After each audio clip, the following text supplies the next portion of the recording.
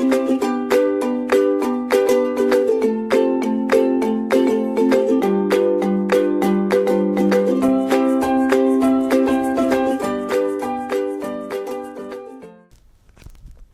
everyone, welcome back to the official channel of Abdul Kalam Technical University Digital Education. In this lecture we will solve a problem based on boundary conditions. In the previous lecture we have seen various conditions in both the cases, that is electrostat and as well as for magnetostat, because the process of getting magnetic boundary condition as well as electrostatic boundary conditions are same. So, we have already discussed that. Now, in this lecture we will solve a problem based on magnetic boundary condition. Well, so here in this problem H1 is given that H1 is equal to minus 2AX is equal to 6AY plus 4AZ ampere per meter in a region y minus x minus 2 less than equal to 0 is given, where mu 1 is equal to 5 mu naught. Calculate M1 and B1. M1 here is the magnetization. Magnetization is similar to the magnetic field intensity H1. The unit of M1 is also similar as of magnetic field intensity, that is H1, and the unit of H1 and M1 is ampere per meter. Well, the formula for magnetization is xm1 h1, where this xm1 is nothing but the susceptibility. It is known as xm1 is known as magnetic susceptibility.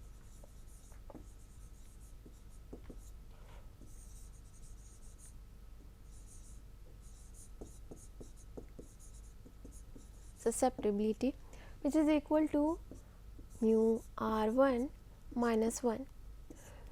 Here mu r1 is the relative permeability of medium.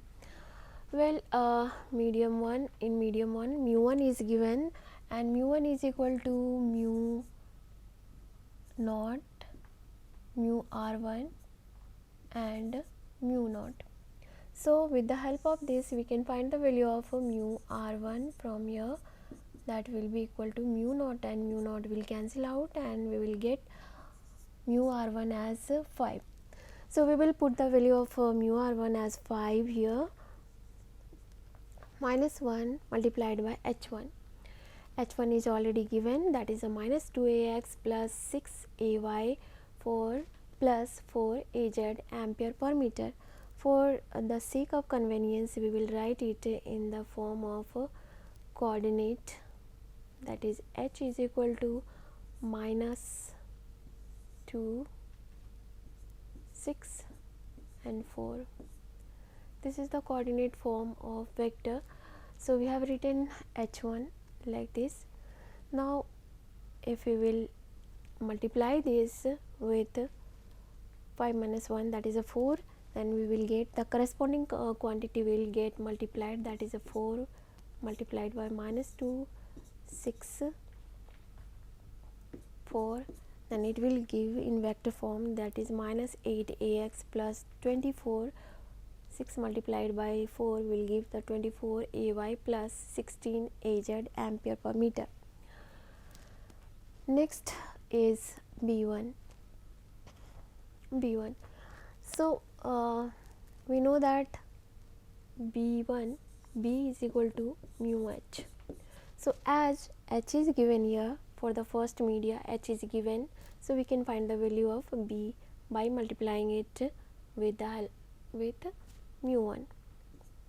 So, here in this case B1 will be equal to mu 1 h1. The value of mu 1 is given here, 5 mu naught. The value of h is this one.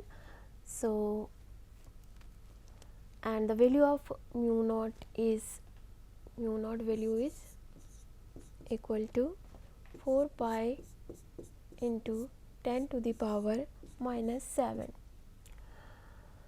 So, by multiplying 4 pi into 10 to the power minus 7 and 5 the value of mu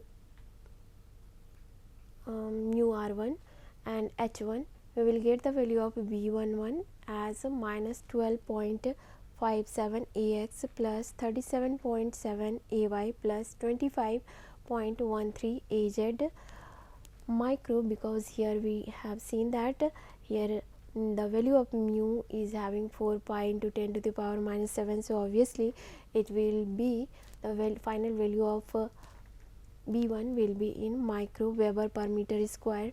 One thing is should be noted here that this Weber per meter square, which is the unit of magnetic flux density, is also known as Tesla.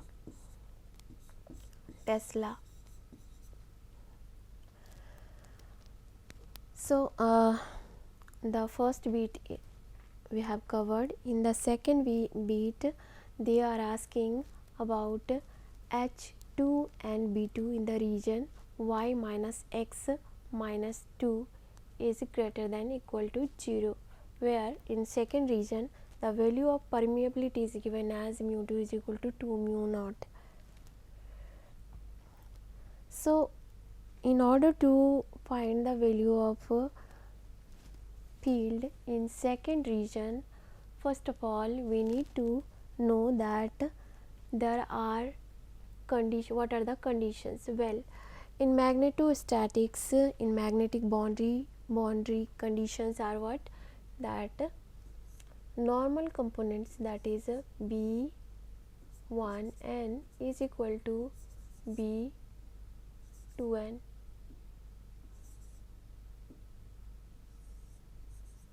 Means normal component, there are no change in normal component of magnetic flux density, means whatever the value of normal flux density will be in first region will be same in second region. Secondly, H1t minus H2t, that is a tangential component. We have break out the value of B1 and H1 into normal and tangential component, as we have discussed in the previous lecture that in order to solve any boundary value problem we need to apply Maxwell equation, that is a Gauss law of magnetostat as well as the Ampere's law. Secondly, we need to break out the magnetic field. There are two kind of magnetic fields, that is H1 magnetic field intensity and magnetic flux density. We need to break out or resolve these fields into two components, that is a normal component and tangential component. So this will be equal to k, but as here no k value is given, so we will consider it as 0, as in this problem nowhere the k value is indicated, so we will consider it as 0. So this value will be 0, then the second condition will be also H1t is equal to H2t. Finally, H2 will be equal to H2t plus H2n, means H2, the final complete value of field in second medium, will be equal to tangential component plus normal component. So in order to find this H2 we need to find, in order to find this H2 we need to find H2t tangential component as well as the normal component, and the relation between tangential component is this one, H2t will be equal to H1t. So in order to find H2, this is the final goal, we need to find this H2, and in order to find this H2, first of all we need to find H2t and H2n, and in order to find H2t we need to find H1t. So how to find the H1t? Again, as we know that H1 is equal to h1t plus h1n. So in order to find h1t, we need to find h1n, then only we can find the value of h1t, because h1 is given from here. We need to find h1, so we need to find before h1t, we need to find h1n. So how to find that? So most important step in solving such kind of problem is that we need to identify the function of surface. Then the second step is finding the normal unit vector of surface of boundary.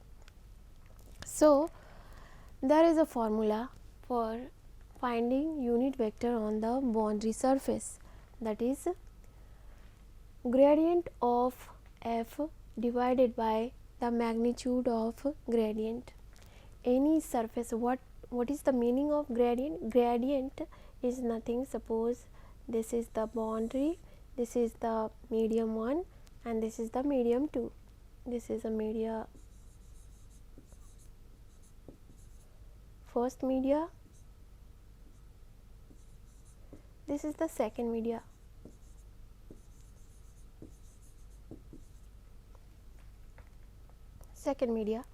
So this one is the boundary.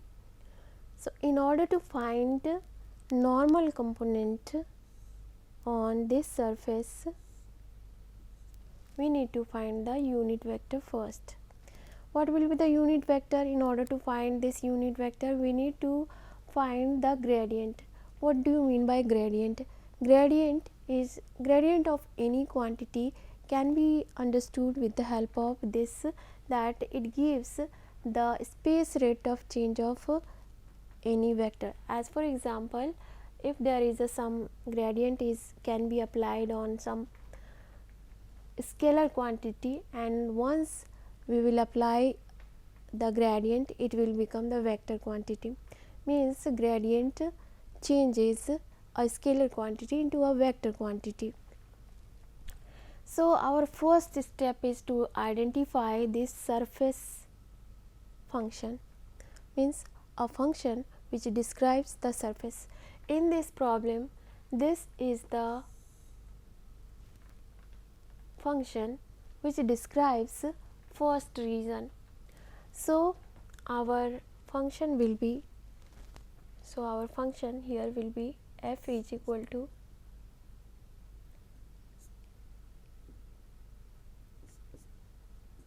y minus x minus 2, up to this only. Now this is the function del f, del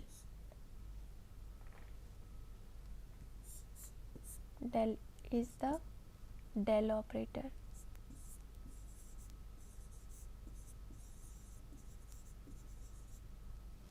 Simple multiplication of this del to any scalar quantity gives the gradient, and gradient is the space rate of change of that function. Means what will be the variation of that function if the space will change. As for example, temperature is a scalar quantity. However, del f means gradient of temperature is a vector quantity. Means with change, what will be the change in temperature? Suppose here one heater is kept, then the temperature of this heater is 100 degrees centigrade. Then if we will move outward away from this heater, then what will happen? Gradually the value of temperature will decrease. So this decrease in temperature is having some direction, so it became vector quantity. Similarly, this is the unit vector. In order to find unit vector, we need to take the gradient of this surface function, that is a del f divided by del f, magnitude of this del f will give an, that is a normal to the surface. Here del in Cartesian coordinate, because the function is given in Cartesian coordinate, that is x y minus x minus 2. So we will use this del value in Cartesian coordinate only, that in Cartesian coordinate the value of del is equal to d by dx ax plus d by dy ay plus d by dz az. If we multiply this, let us suppose we need to find the value of function, surface function is y minus x minus 2 less than y minus x minus 2 is less than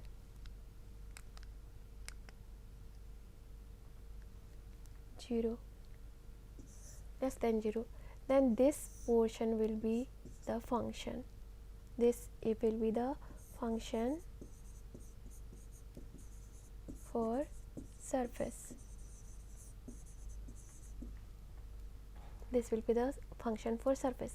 Now on this surface, this is the surface, if then in this on this surface the normal value can be found with the formula, that is del f an will be equal to del f by magnitude of del f, where del f is the gradient of the function.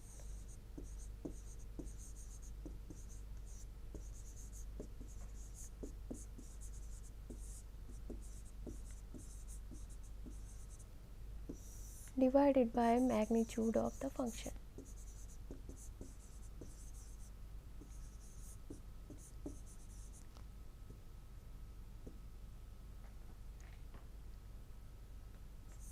Gradient function.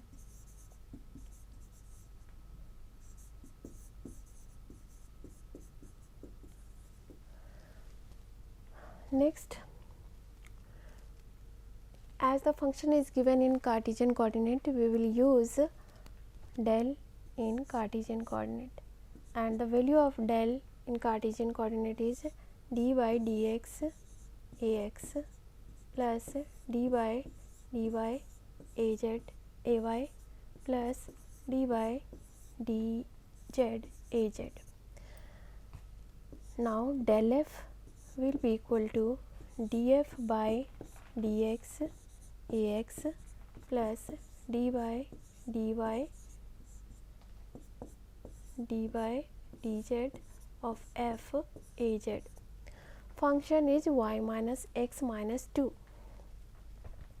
So d by dx of y minus x minus 2 ax plus d by dx dy y minus x minus 2 ay plus d by dz of y minus x minus 2 az. This is the gradient of function f.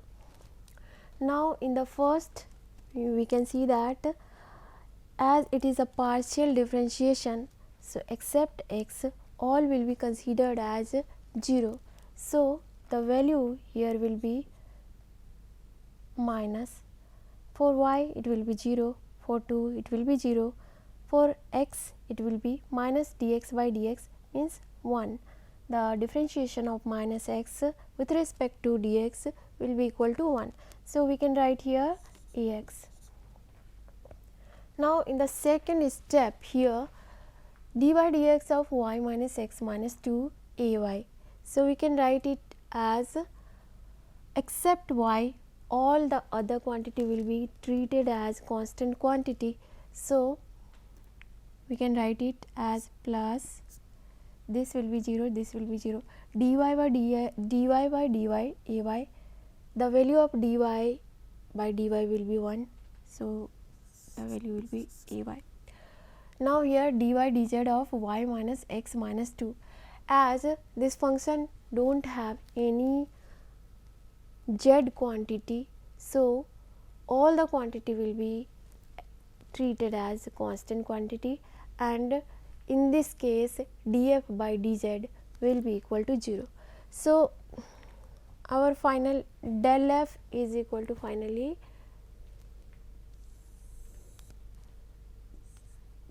del f is equal to minus ax plus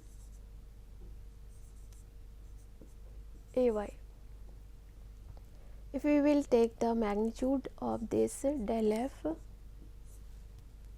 then it will be root under 1 square minus 1 square plus 1 square, it will be equal to root under 2. The value of an will be equal to minus ax plus ay divided by root 2. Okay. Now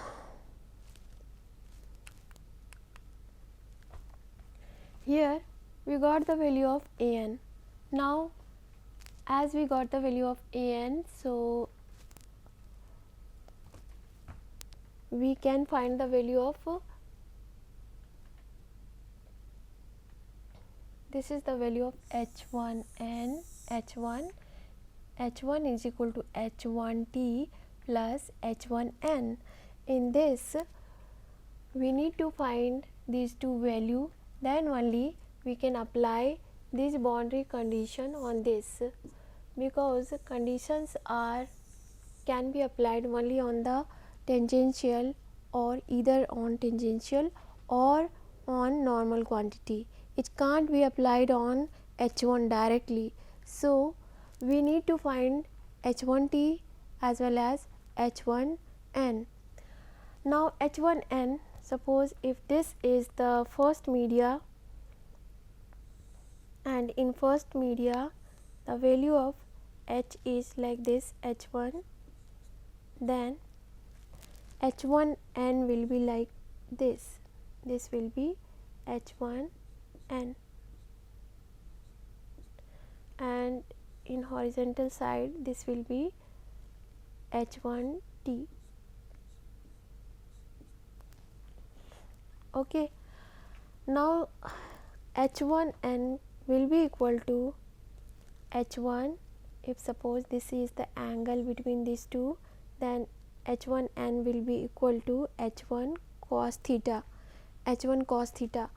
Alternatively we can write it as h1 dot an, this is the an.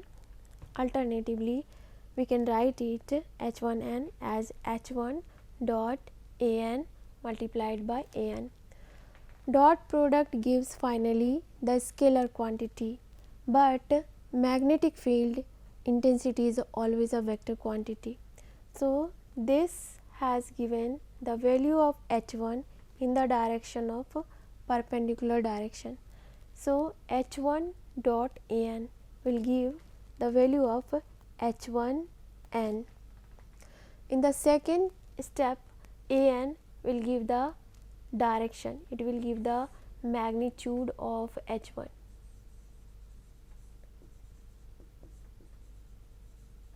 Magnitude of h1n, and this an will give the direction of h1n. Once after that we know the value of h1 in normal coordinate form also, h1 is equal to minus 2 6 4. We have taken this value from this one only, so we have written this h1 value dot an value we got from here we got the value of h1 h an. We can write it in more convenient way also, like this: 1 1 0 divided by root 2. So here also we have written that only. Then it will give the value of our scalar, because here is the dot product. Then in order to get the direction, we will again multiply it with an. Finally we got the value of h1n as this much, 4ax plus 4ay. Now we know that h1 is equal to h1n plus h1t. h1 value is given here, h1n is from here. So we can find the value of tangential component in first media.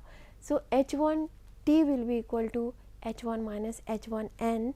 h1 value is minus 264, h1n value is minus 4 and 0, because no z component is present here. So this, after simplifying it, we will get the value of tangential component in first media like this. Once we will get the value of tangential component in first media, we can apply the boundary condition now. Boundary condition is what? Boundary condition is that the tangential component in first media will be equal to the tangential component in second media in case of absence of any charge on the surface. So here no charge is there, so both the tangential component of magnetic field will be equal. Alternatively, we can say it as that the magnetic field intensity, tangential component of magnetic field intensity is continuous in both media. Once we get the value of h2t, now we can find the value of hb2t with the help of this relation, that is b is equal to mu h. h2t we got the value, so b2t can be found with the help of mu 2 h2t. Mu 2 value is also given, that is 2 mu naught. So after applying this, we will get the value of b2t also. Okay. Now in order to find the value of b, we need to find b2n also, because b2 is equal to b2t plus b2n. So how to find that? So we will apply this condition here. b1n value we already got from here, h1n is this much, so b1n will be mu 1 h1n. So in that way we can get the value of b2 also, b2n also. Here we have found the h2n with the help of this formula, and once it will be calculated, we can get the value of h2 as h2n plus h2t. After simplifying, we got the value like minus 8ax plus 12ay plus 4az ampere per meter. As we got the value of h2, so we can find the value of b2 with this relation, mu 2 h2. Mu 2 value is 2 mu naught. So we have